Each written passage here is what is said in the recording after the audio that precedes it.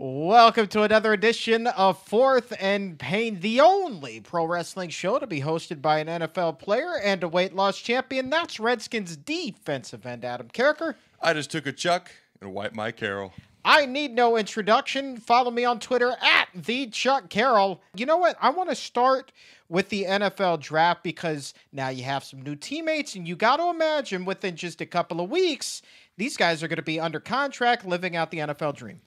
Absolutely. Whether you're excited personally yourselves at home about the guys they drafted or whether you're not, the fact of the matter is these are the best players on earth that the Redskins could have brought in. These coaches, I've been here a lot of times when I would have been off in Colorado, relaxing or getting away for a little bit. I've been here rehabbing, and day in and day out, I see these coaches coming in and out of their meeting rooms. They got meetings. They're watching film for all hours of the day.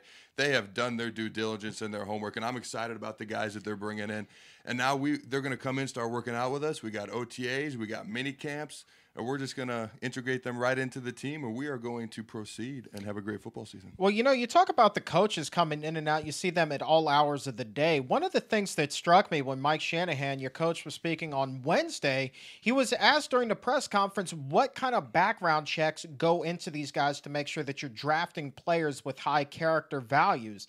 And he said, well, you know what? We look at their Facebook accounts, we look at their Twitter accounts, but beyond that, we have our scouts. We go and we not only talk to their college coaches, but we talk to their professors. We talk to the equipment managers. We may even go all the way back to high school and speak to some of their teachers there and the coaches there. It's really a thorough background check that these guys get. Well, they're making big investments into these individuals, whether it's millions of dollars or hundreds of thousands, and you're banking on the team, you're banking on the organization, the city. The coaches are banking their jobs on these guys that they're bringing in, so they want to make sure they do a good job and they bring in the right guys, which I think they have.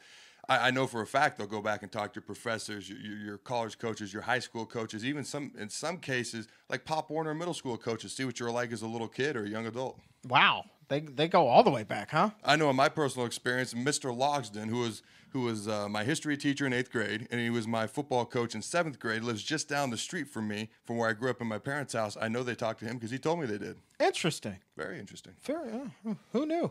But okay, let's talk about now they're on the team. Next thing for them is rookie minicamp.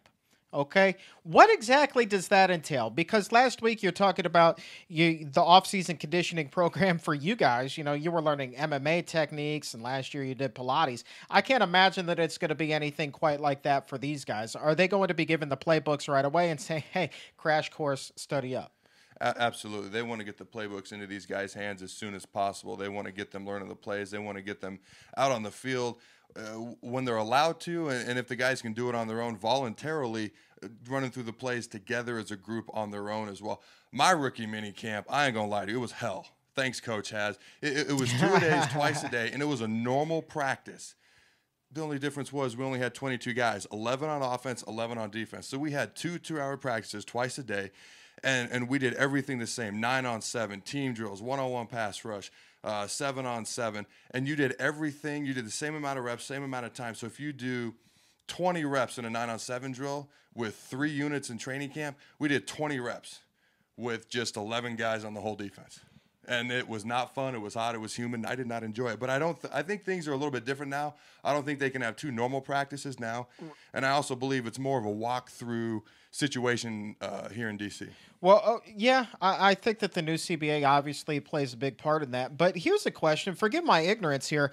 The rookie mini camps, a lot of these guys aren't under contract at that point. They haven't signed a deal. How is it that they're able to go out there and participate in some way, shape, or form, these activities? They put themselves at risk, whether or not there's contact. You know what? I've never actually thought about that before. I mean, I did OTAs, I did mini camps, I did all that stuff before I ever signed a contract. I guess never even occurred to me. I never thought about it. I guess it's just what everyone does. It's what everyone has always done. It's your first introduction. You need to be out there. You need to be out there practicing, learning the play. So I think guys know that they need to do it, and it's not like we're in full pass. Nobody's tackling. It's not vicious. Injuries are few and far between, so people don't tend to put a huge priority on that because injuries just don't happen. And then before training camp, when the real hitting hits, that's when you get the contract done.